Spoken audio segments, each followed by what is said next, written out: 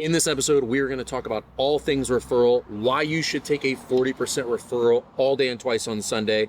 If that is something that you are interested in and you want to learn how to grow your box, stick around for this episode. We're going to dive in deep. We're going to do this by the numbers and show you exactly why this works.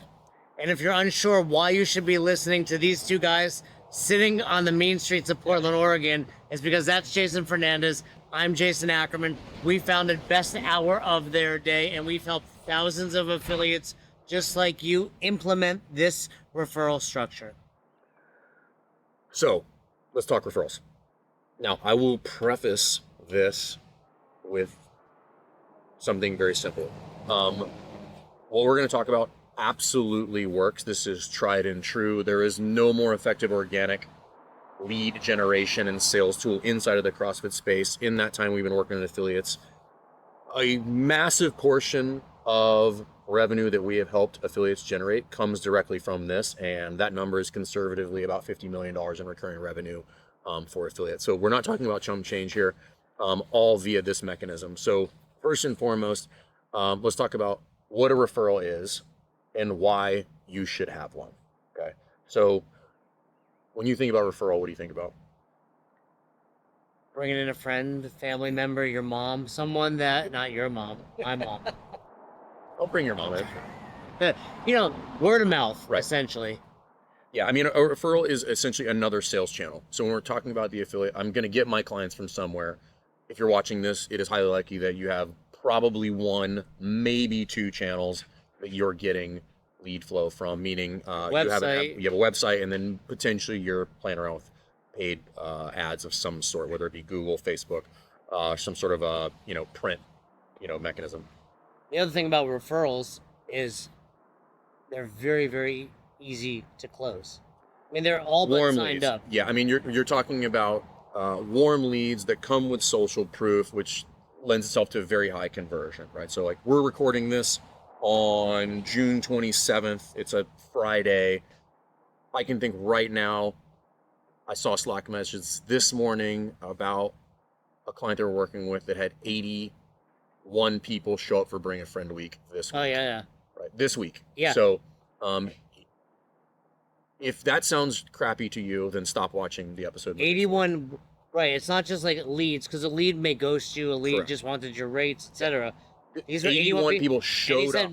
I forget what numbers it came in 4 times. Most of them showed up. Yeah, 4 times. Multiple times that week. So again, when you're talking about growing your business, one of the fastest mechanisms to do that is via a referral offer. Now, when we are talking about referral, you could call it incentive, you could call it discount. I don't really give a shit what you call it, but the point is there should be a method behind the madness, and we'll walk through where we came up with the numbers, why you should take that all day long, because some people disagree with this. But if you're talking about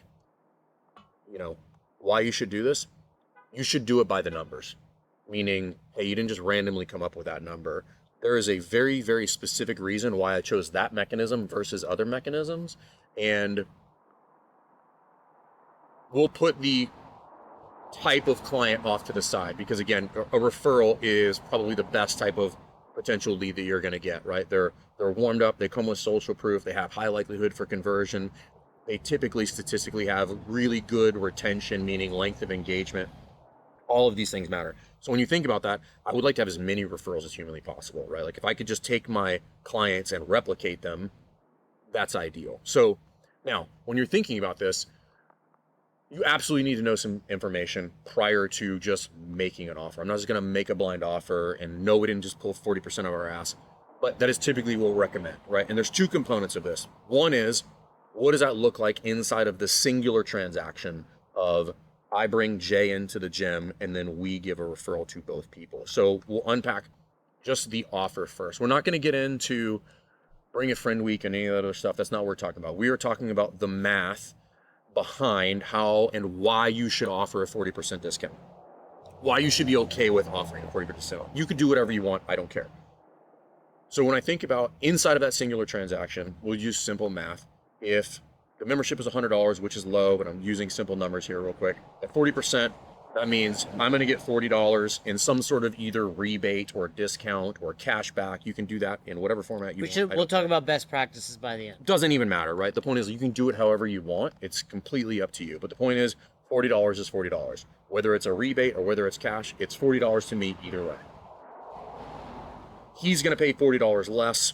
Let's just go with the simplest scenario here, which is like there's no onboarding. So if there's onboarding, I'm definitely not going to lose out of this transaction. And you say, hey, listen, on that transaction, I was previously collecting $100. Now between these two people, I'm collecting $120. If there's no onboarding, there's no real increase for my cost to fulfill in this transaction. Jay comes to the same class as I do. The coach has one additional coach or one additional person in the class. It's just actually lower cost to fulfill in this scenario. So the odds are in my favor when you run the numbers, because I'm now collecting $120 from two people versus one for that singular month. So I'm at 20% up on the transaction for a lead that I didn't have previously. And then the following month, I'm going to be back up. And I know that when Jay comes in as a referral, high conversion rate, long length of engagement. Okay. And this leads into the second issue or the second point, which is why you should take this all day long. Right. So what's a good profit margin in an affiliate? What would you like to see? 50 plus? 50+%? Yeah. Okay, that'd be crazy high in a brick and mortar, but let's say that was what you're looking for. So that's pretty high. So let's bring it down. So You said what would I like to see? yeah, well, okay, well that's fair. You said what would you like to see? 50 plus would be very high. It. Well, let's just say that you had something between 20 to 30% profit margin in there. That's typically gonna be referring to net profit, not gross profit. At which point I'm like, okay, that is net profit on the overall business, which is different than this singular transaction. Okay. Now, that's one piece of that. What I really need to know is two things. Number one, what's my lifetime gross profit for a client? And then number two, what is my cost to acquire a client? Okay. And this is where this gets a little sideways, right? Every business has a cost to acquire a client. Every single one. And this is where most people screw this up because they incorrectly calculate their cost to acquire a client. What most people would do is they would say, my cost to acquire a client is whatever I was paying in ad spend, which is part of your cost to acquire a client. So if you were spending $500 to run ads, and let's say you got 2 conversions off of that, it's $250 to acquire. I would say it's $250 to acquire a client.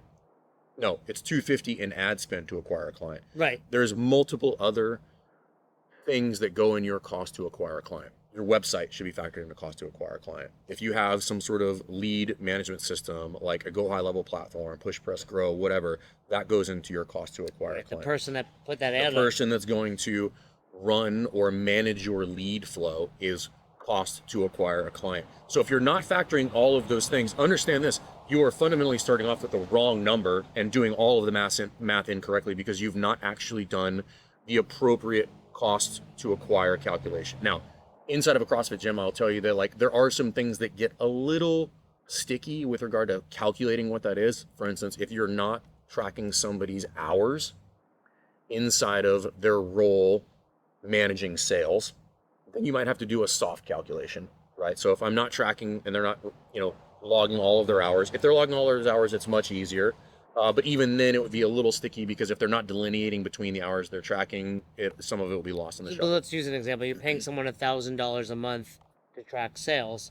Then you have to determine how much of that time Correct. is being used to track these new leads. Correct. And say it's 30% of their time. That Correct. means you have to $300. put $300 towards the CAC, the cost of acquiring a customer. Correct, right? So then that needs to be factored For in. most people, the point you're making is They're they only think factoring ad spend. the ad spend, but Yep. it's almost always far more to acquire a customer. In most instances, it's at least 50% to double just your ad spend in a Right. lot of scenarios, right? So we could use some numbers. I'm familiar with some of these numbers, like on multiple gyms, but none of these would be weird. So the numbers that we would look at would be, a lifetime gross profit of between $2,500 to $3,000 for a client, and that's calculated via length of engagement, and what your price point is, and then cost to acquire a client, absent of ad spend, would be north of $300 when I factor in website costs, CRM, having somebody manage the sales pipeline to do all of that. What you just did was say, someone pays me $100 a month. Obviously, that's low. Times, call it 36. The average length of engagement in a box is, That's a basic calculation, but right. yes. And then this is how much it costs me to acquire a client, assuming I'm not paying for ads. Yeah, then the ads goes in on top of your Right. your acquisition cost, because like it's costing me that much money. By the way, these are and there's a difference we should make clear between lifetime value and lifetime gross profit. Correct. So lifetime gross profit is just how much they pay me, but I'm not factoring in, well, there's a credit card fee and there's Yeah, gross profit is a weird number because it's like, I always joke that gross profit is like if you were measuring somebody's height basketball and you're like, yeah, but how tall are they without their shoes on? Okay. And you're like, are they going to play barefoot? Well, if not, then let's just factor in like how much they have shoes on, right? And that's kind of how gross profit works. Meaning like gross profit means like your profit essentially before what it costs you to fulfill and acquire a client. Right. It's just like just straight cost. Things you're not factoring in. It's like, well, I'm paying a coach to coach and that 100%. client's here, all these things. So more often than not, when we run these numbers and we do a true calculation on their cost, and this is for people that are not running ads, by the way, almost always, and again, this varies based on the size of the business, but it wouldn't be weird for somebody to have a $200 to $300 CAC with no ad spend whatsoever. Meaning like, I just have these tools and this person managing that component of the business. Let's just say it was $250. Meaning that is what it cost me to acquire a client. Right. For every new client that I'm spending $250 no matter what, right? In order just to facilitate a session into the facility. At which point you're going to pay $140, right? Do I don't want to pay that? Or I can pay $140, meaning like that is less than my current cost of acquisition, right? Because that's baked into the cake. It's what I'm spending anyway. So with that, I'm like, okay, if I know that my current cost of acquisition is $250, and that cost of acquisition is $100 or is $80 effectively. And when you're saying that, what you're going back, you're referring to the referral. The referral, $40, right on that. And in fairness, we're using low numbers, so it would be a little bit higher. It would be higher, but the point is still that like you run the math on that transaction, right? Again, if I use my numbers and I'm going to give a $75 referral, I'm still at $150 across versus both $250. of those versus $250 on top of that. And I also know that if you told me, I'm like, hey, if for every person that you sign up, it's going to cost you $250 to sign them up, and they have a lifetime gross profit of $3,000, would you want to do that for $150? Yes, I'd want to do it for $2,900. Correct. I would want to do it as cheap as possible. As cheap as possible, but as long as you're coming out making more money within reason, because there's stress and time and all that associated with it. Right. But I think where the misconception of this referral is, well, you're giving away 40%, so you're losing $80, but in reality, I'm gaining $3,000 down the road. The lifetime gross profit of a new member at my box is $3,000. Also, so basic math, right? So like, and again, you're saying like, hey, well, if I'm running my business at a 33% profit margin and I give this person a 40% discount, I'm losing money. No, you are not. Because that discount is on the lifetime gross profit of that person, not the singular transaction. Because if I said you gave them $40 off of the $3,000 that they're going to pay you over the course of their lifespan, it's not actually 40%. It's 40% on that singular transaction. Right, that's actually about 1%. Correct. Yeah. PushPress is the easiest full suite software that you can get to run your business. One of the best things about PushPress, I would say, is the customer service. Hands down, they are the best. We know them all by name. They hear a lot from us. They know us. And they know us, but they're there to help you. And they're also gym owners, so they understand. They are out of this world and helping their clients and just have a true passion for helping gym owners. They're so good with customer service. If you're not using it and your business is ready for it, or you're having stress with the system you're using, it's a no-brainer to give them a call. Before we found Push Press, managing different things was very complicated and confusing, and so we just needed something that was more user-friendly. If I had to describe Push Press, it would be comprehensive, because they really understand what a gym owner needs, and they give us all the tools that we need to be successful. In fact, I don't think I've ever talked to somebody from Push Press that didn't own a gym. So they understood, and I immediately connected with the people there, and the products that they gave me were just, this is everything I needed. Like, where have you guys been my whole life?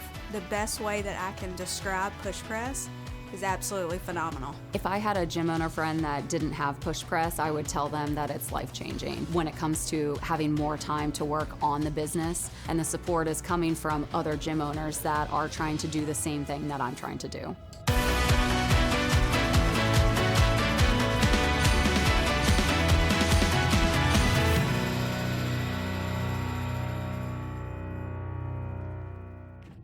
All right, guys, if you like this content, please subscribe to the podcast. But understand, we work with affiliates. If you are interested in building your business, understanding strategy, building a better community, and building better coaches and careers for them, hit the link somewhere around this video, and we'd love to have a call with you.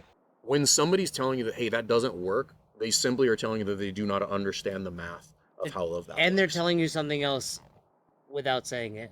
Tell me you're bad at coaching and retention without telling me you're bad at coaching and retention. Well, I'm worried about that 40% because I'm not good enough at this thing to keep people for 3 years. Right. Now, here's the counter, right? So we'll play a little devil's advocate. You say, well, hey, listen, if somebody will just bring me business without me incentivizing them, should I just take that offer? Yes. Of course. Absolutely. But There's a free version of that. But if you're telling me that you're going to get 80 people to bring clients to your gym in a singular week without incentivizing them, show me that. Like, Yeah. I want to see how that works. And also, I would say this. I think you can rely on your members quite a bit. I mean, I did for a long Listen, time. if you have a car, would you rather give your money to Mark Zuckerberg? Or would you rather give it to Bob in the 6 a.m.? Yeah, and or would, correct. Could you then just say, hey guys, bring your friends in? Of course, like I bring my friends into jiu-jitsu, I bring my friends, my parents bought the house next door to me. Like that's a referral, Right. right? And it was because I love the builder and I love the neighborhood. It's like, yeah, whenever you love something, you want your friends and family to experience Did it. he give you something for that? He didn't. Which you go. We'll go to, like, but like it was in my mind. I was like, yo, I'm not expecting anything, Right. but You're more likely to refer had you again taken now. me out to dinner, You're more likely to right? do this again. And Yeah. right, that's what it comes down to.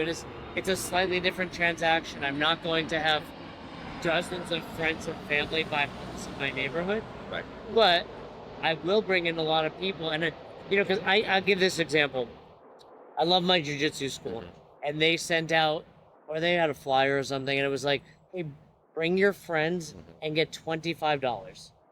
And I was like, I said to my good buddy Matt, who runs the place, I was like, Matt, I would rather just bring somebody than take $25 does not motivate me either direction. Well, there's a ton of consumer science behind that too.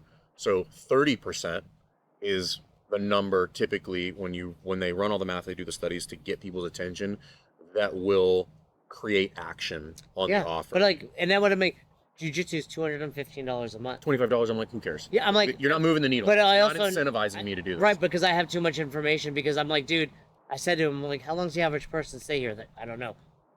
Step one, Right. figure out your lifetime value. But I'm like, well, let's assume someone does get a black belt. Can we assume they've been here 5 years? Cool, they're paying $200. Really fast. Right, that's fast, right? So that's over $10,000, and you're gonna give me $25, Right. right? I'm like, this should be like $500, Right. Right, but small business owners in this space are like, but it's $500. I'm like, but you're gonna get $9,500 if you do a good job.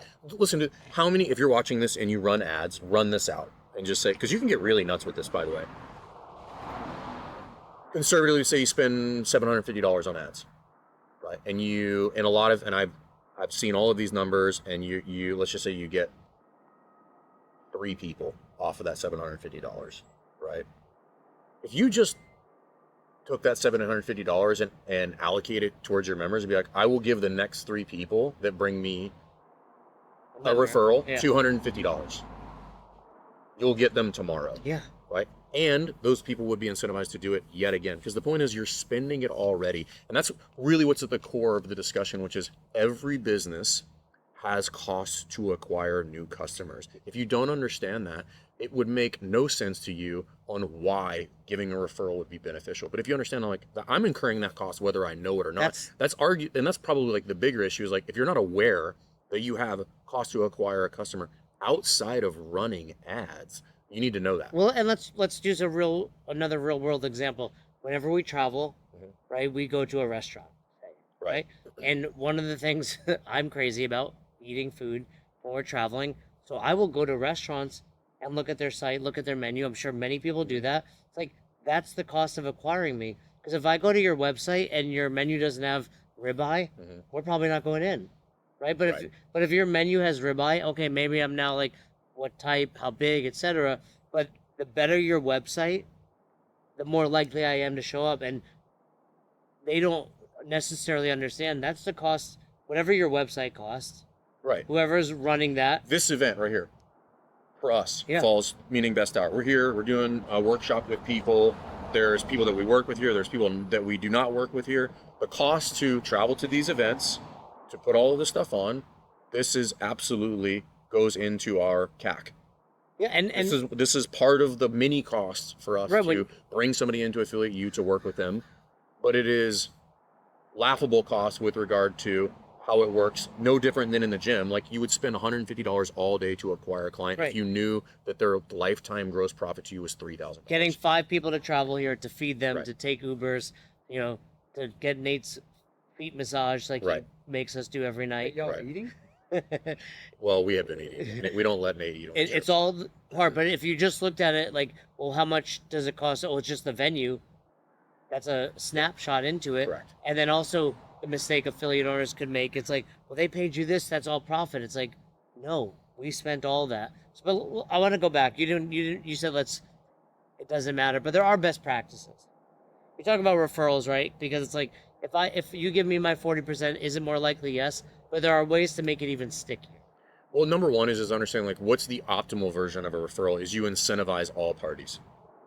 And listen, we have tried this so many ways with regard to, I'll just incentivize you or I'll just incentivize the person. The optimal scenario is just incentivize both. However, you need to know what that incentive can and should be based on your cost of acquisition. Ideally, it would be less because now it's costing me less to acquire a client.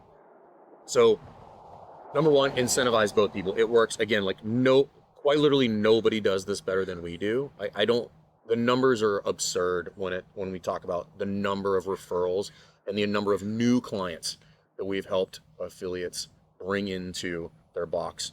And if you think about, if on average you have, let's go low numbers, if you have 15 people join per year because of Bring a Friend Week, let's just use easy math and say that it's 15 times. Let's say that their average client value in a 12-month time span is, call it $2,000. We got 30,000. Yep. So $30,000, meaning, like, if those 15 people stay for a year, would you pay, let's say $75 times 15? Would you pay $1,125 in order to make $30,000? The answer is, of course. Of course. Right. Every day, twice on Tuesday, and if you wouldn't, then probably business is not your thing, right?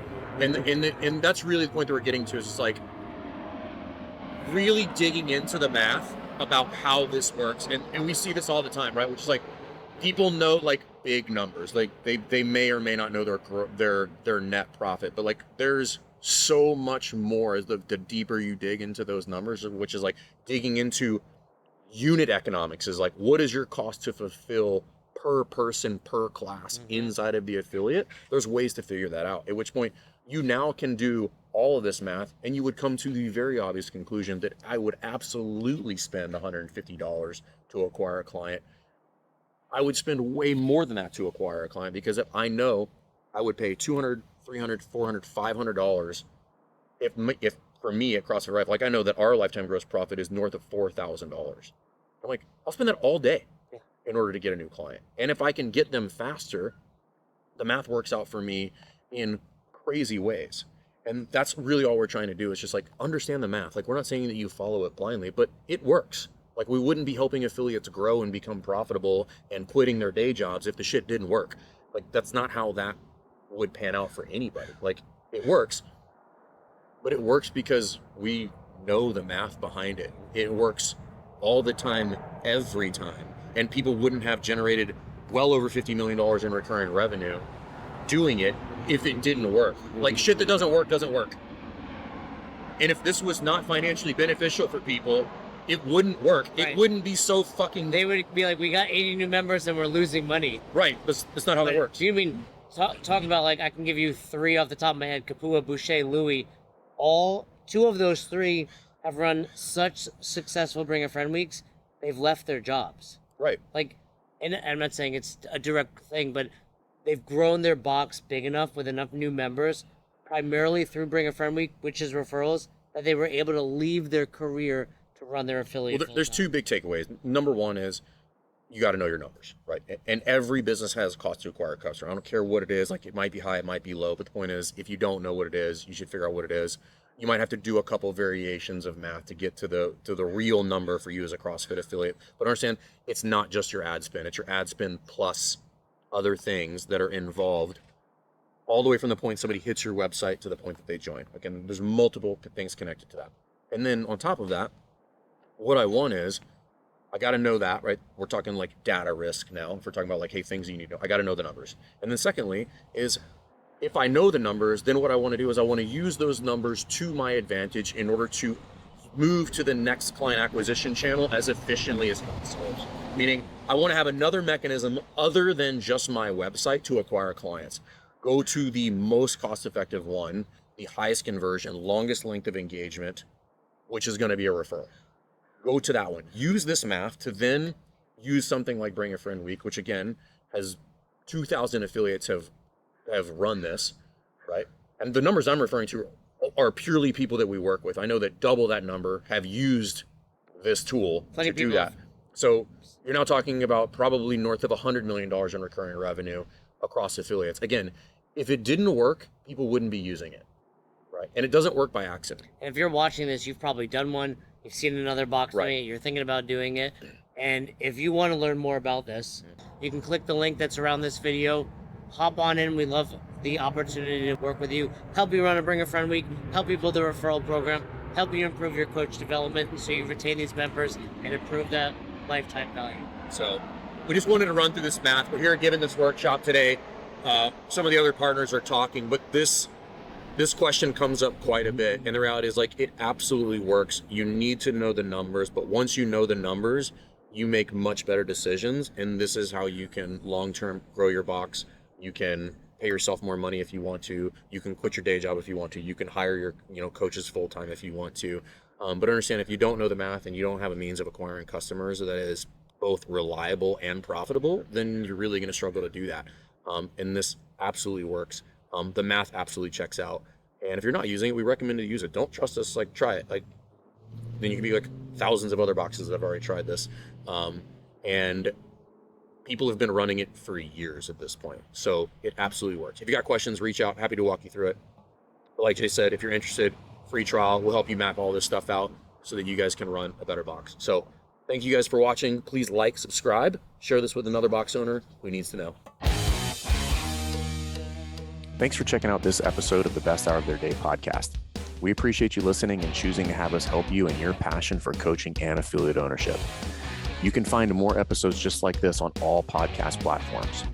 If you're interested in learning more, you can reach out to us on any social media platforms, or you can visit www.besthouroftheirday.com to book a call.